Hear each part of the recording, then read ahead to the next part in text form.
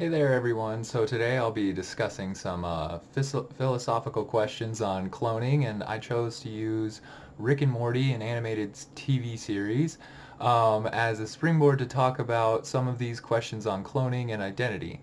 As the show constantly deals with all alternate realities and different versions of yourself, which in essence could be seen as a clone. So the show even depicts countless actual clones of different characters. One episode in particular deals with a character wanting to create a clone that will take their place so they can leave without abandoning the people they care for. And this scenario led me to my main question, that is, if a clone was created to take your place, would that clone keep your identity, individuality, or uniqueness? Or would that clone become its own individual possessing its own identity? And Dan Brock, a known philosopher, lists three different arguments that cloning could potentially undermine our identity or sense of self. First being, cloning would undermine our sense of individuality or uniqueness, but it could only undermine our genetic uniqueness, not our full individuality.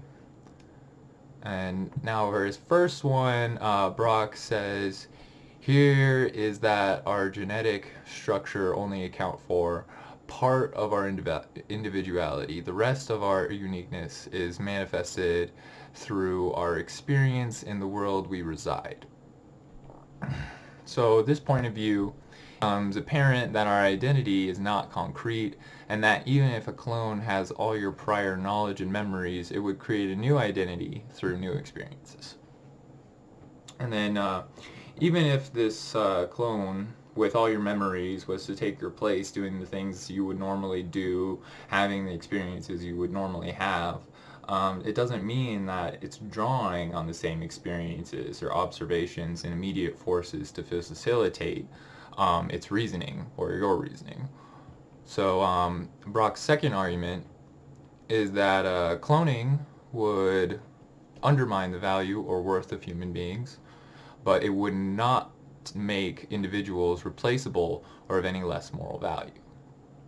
And this concern believes that creating human clones would diminish the value we place on life. So it's important to look into because people could be seen as replaceable, and we don't want that. But since clones possess their own identity, they can not replace the identity of another. And Brock gives a great example to dissolve this concern. He explains, it would be insane to say to a grieving parent that they should not grieve over their child because we can replace them. That's just insane. Which show how even if we can replace someone, we can't replace their unique value. Another concern is that human life would be diminished if we can manufacture humans instead of reproducing sexually.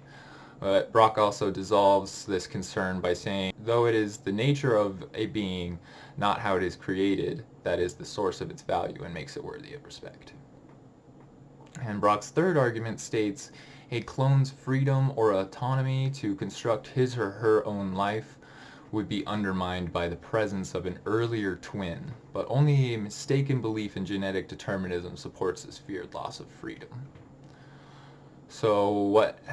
So some fear that if a clone knew of its prior twin, their freedom to live autonomously would be limited, as they would always be aware of who they were modeled after, and that could cause them to question if their choices are their own or predetermined by who came before.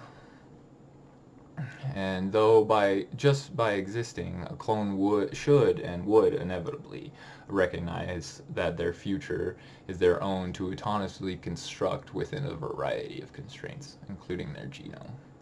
Okay, now that I've covered Dr. Brock's arguments, let's cover some more questions and concerns that Brock didn't mention. An Australian ethicist, Dr. Fleming, believes the impact of the intention behind the cloning is very important because the reason for making a clone could have a strong impact on the identity of the clone. Fleming gives the example that if a child who is cloned to provide a compatible source of tissue as a replacement, it will inevitably be bound up with this intention. So the intent for creating a clone could have a strong bearing on a clone's identity. Another concern of Dr. Fleming's is that cloning overturns all human relationships, such as, does a clone have a father, or is the father a brother? So by not having a firm grasp on how they fit into a family dynamic, the clone's identity would be hindered at best. So as cloning has yet to be perfected, there is a concern for the danger the process poses for the clones. Many philosophers and ethicists who would otherwise support reproductive cloning concede that concern for the safety of children born via cloning is reason to caution against its use. The claim is that a cloned child would be in danger of suffering from severe genetic defects as a result of being a clone, or that cloning would result in a higher number of severely defective embryos before one healthy human embryo is developed. However, there are plenty of people who conceive knowing full well they have a genetically inherited illness that could be passed to their children, and yet they are not barred from procreating. So just because a child's life may be hindered by its genetic disposition is not cause enough to condemn them to non-existence. So from my analysis of the question that if a clone was created to take your place, would that clone keep your identity, individuality, or uniqueness, or would the clone become its own individual possessing its own identity? We can see that no clone, no matter how perfect, could ever truly assume the identity of the prior twin. As an individual's identity is not determined by genetics alone and is in a semi-constant state of change.